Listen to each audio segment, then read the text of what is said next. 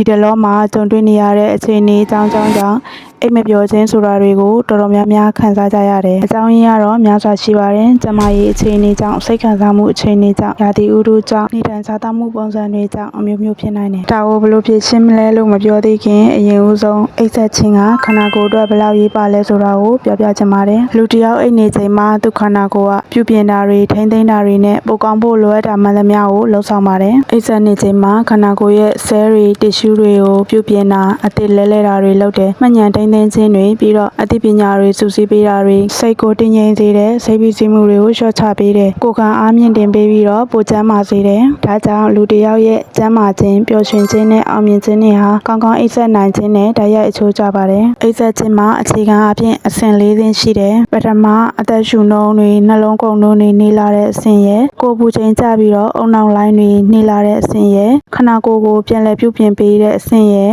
နောက်ဆုံးကတော့ rapid eye movement လို့ခေါ်တဲ့အိမ်မက်မှတ်ခြင်းအဆင့်လို့ဖြစ်တယ်တစ်ဆင့်ချင်းစီတိုင်းမှာကောင်းကောင်းအိပ်ဆက်နိုင်ဖို့ကလူတစ်ယောက်ရဲ့စိတ်ကျန်းမာရေးအတွက်ရောကိုယ်ကျန်းမာရေးအတွက်ရောအရေးပါပါတယ်အဲ့ဒီတော့ကောင်းကောင်းအိပ်ဆက်နိုင်အောင်ဘာတွေလုပ်ရမလဲဘာတွေရှောင်ရမလဲဆိုတာကိုဆက်လေ့လာကြမယ်ပထမဆုံးလှုပ်တဲ့အရာတွေကိုပြောမယ်အချိန်မှန်အိပ်ယာဝင်ပါနေတိုင်းအချိန်မှန်နိုးထနိုင်အောင်အကျင့်လုပ်ပါနောက်တစ်ခုပတ်ဝန်းကျင်ကိုပြင်ဆင်ရမယ်အိတ်ခမ်းနေရာကိုမှောင်ပြီးတော့တိတ်ဆိတ်အေးမြနေပါစေလိုအပ်ရင် eye mask တို့ ear plug တို့တက်လို့ရတယ်စိတ်ကိုဖြေလျော့ထားပါအိတ်ခမ်းနီးမှာစာအုပ်ဖတ်တာရေနွေးနွေးနဲ့ရေချိုးတာတရားနာတာတရားထိုင်တာတွေလုပ်ပါနေကင်းဘက်မှာလေ့ကျင့်ခန်းလေးတွေလုပ်ပါနေကင်းပိုင်းမှာကိုယ်လက်လှုပ်ရှားမှုရှိတာလည်းပဲညမှာကောင်းကောင်းအိပ်ပျော်စေတယ်ဒါပေမဲ့တခုတတိထားရမှာကအိတ်ခမ်းနီး2နာရီအလိုဆိုရင်တော့ပြင်းထန်တဲ့လေ့ကျင့်ခန်းတွေမလုပ်သင့်ပါဘူးနည်းနည်းစောစောနေအောင်ကြီးခံယူခြင်းရလည်းပဲအိပ်ဆက်ခြင်းစက်ဝန်းကိုကောင်းမွန်အောင်ထိန်းညှိပေးတယ်တတိထားချောင်ရမယ့်အရာတွေကတော့ blue light ဆိုတဲ့အပြာရောင်အလင်းတွေရှောင်ရမယ်ဖုန်းတွေကွန်ပျူတာတွေ TV ကြည့်တာတွေကိုရှောင်ပါ